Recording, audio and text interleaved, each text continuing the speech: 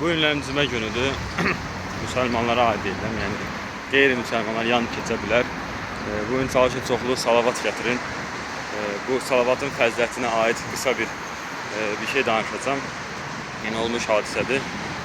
Bir atanın iki oğlu olur. Ata bir oğluna yaxınlaşır ki, oğlum deyir.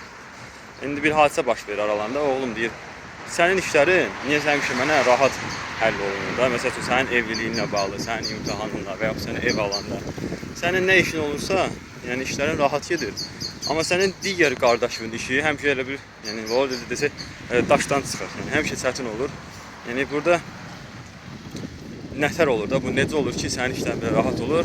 Oğul deyir ki, ata, hər dəfə mənim, məsəl üçün, sabahki günüm mühüm bir gün olacaqsa, imtahanım olacaqsa və yaxud nəsə belə mühüm bir hadisə baş verəcəksə, həmin gecəsi mən 1000 dəfə, ən azından 1000 dəfə salavat gətirirəm Allah Rəsuluna və işlərim ola bilsin ki, ona görə rast gedir. Yəni salavatın nə qədər mühüm olduğunu, təkcə o deyil, yəni işlərim rast getsin. İnsanın qəlbini rahatlamalı. Çünki sən Allah Rəsulunu yad etdikcə, sən salavat göndərdikcə, Allah da səni yad edir. Sən təsəvvür et ki, kainatın yaradıcısı, yəni sənə ehtiyacı olmayan, səni yaradan, səni öz mələklərin yanında səni yad edir.